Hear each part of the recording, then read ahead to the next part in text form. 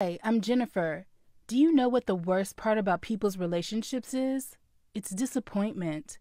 When you first trust in their good feelings for you, but then you realize that they just wanted to use you. And when this happens with the people you're the closest to or your family, it hurts the most. This story happened this past year. I had just turned 18 back then, just graduated from school, and found a nice job at the local grocery store when my older sister Stephanie called me to tell me that our mom was in the hospital. Of course, that news made me really worried about my mom, but the very first thought in my head was, please let mom be okay, because we can't afford any treatment. I'll explain. My sister and I have been raised by a single mom. Our life was full of ups and downs, and most of the time we had a pretty tough situation with money. To be honest, there were very few things that we could ever afford, actually. I'm sure Mom tried to do her best to stay afloat, but my childhood was full of envy for my classmates. For example, when everyone else got the latest tech gadgets, I was still using a pre-owned push-button cell phone. I tried not to show it to anybody if I didn't absolutely have to. And also, from time to time, we would buy clothes from the secondhand store. Once my classmate Joanna even recognized her former dress on me. She wasn't my friend at all. And when she told everybody that my dress used to be hers, I was terrible at denying that she was right. Some people believed me and some didn't, but I was totally embarrassed. I had to slightly rework it to be able to keep wearing it. Well, at least I can sew.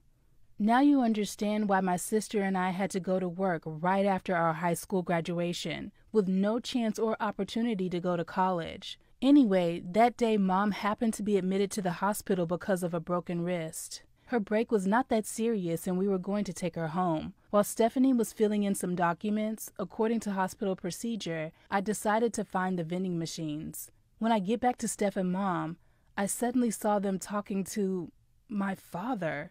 Don't be surprised. Mom left him when I was 3 and Steph was 6 or so, and we've never discussed the actual reason she had for doing this. But we still had a couple of his photos somewhere deep in a box with other unnecessary stuff. We never associated with him or any of our other paternal relatives at all. And now after so many years have passed, it was like seeing a ghost or something. Of course, that meeting went completely cold, but he unexpectedly stated his willingness to have lunch with me and Steph. Later on, when we had already gotten home, Mom said that she was against the two of us seeing him, and she finally had to explain why.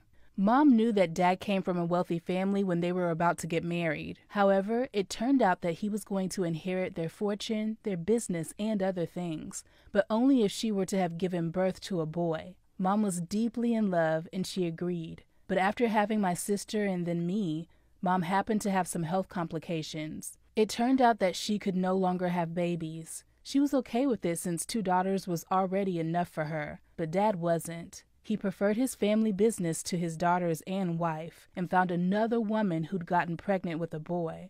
Mom was insulted and devastated, so she'd taken us away and filed for divorce. He tried to pay her some money once, but she was too proud to accept any help from him. Now, since both my sister and I are already adults, we could decide on our own whether to keep a tie with our dad or not, but she won't really be happy if we do. Stephanie immediately took my mom's side in all of this and said she was way too busy working and didn't want to have anything to do with our dad. But it made me wonder. Not only did he turn out to be a wealthy man who could help us with money, but I felt that I missed him a lot. Even when I was a child, I used to imagine how different the lives of children were who were from families with both parents. And now I had gotten a chance to experience the feeling of having both my mom and my dad in my life. That's why I called him, and the next day we were already sitting in a cafe close to my work.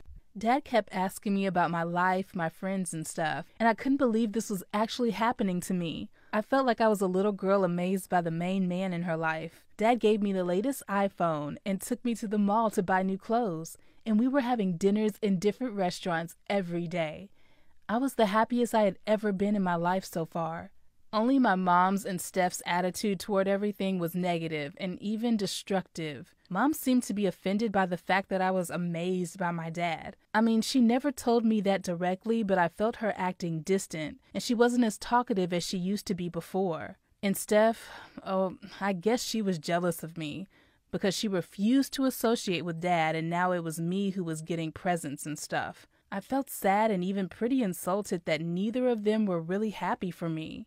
A few weeks passed and I had another dinner with Dad when his phone rang. Dad had to answer the call, and judging by the phrases that reached my ears, I understood that he was talking to his doctor about his illness. That made me worry, and I practically demanded that he tell me everything.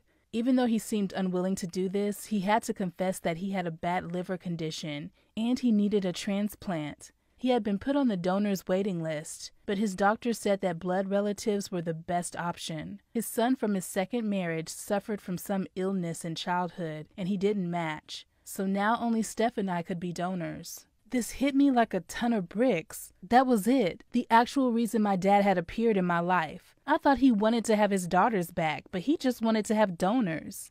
I didn't know how to react and was just sitting there with my eyes wide open while he kept talking. He promised that if I agree or if I managed to convince Stephanie to do some medical tests, and if any of us match, he'd give us an impressive amount of money and pay for any college we chose. I asked him for some time to think over his suggestion. On the one hand, it was a 1 in a million chance for Mom, Stephanie, and I to live just like everybody else. But on the other hand, it was my health and my liver. Where was my dad the whole time we were barely making ends meet? How dare he appear now and ask me to go under the knife? But what if I turn him down and it kills him?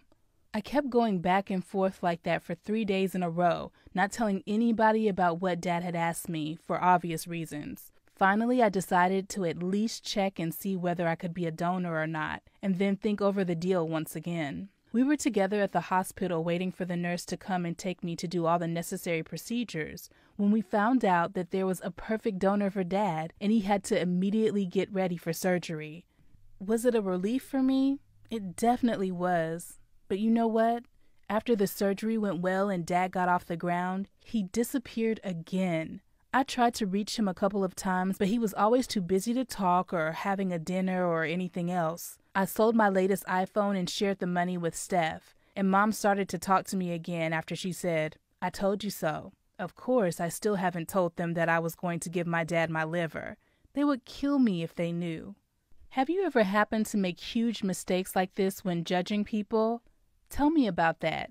I'll be waiting for your stories in the comments to this video, and don't forget to subscribe to the channel.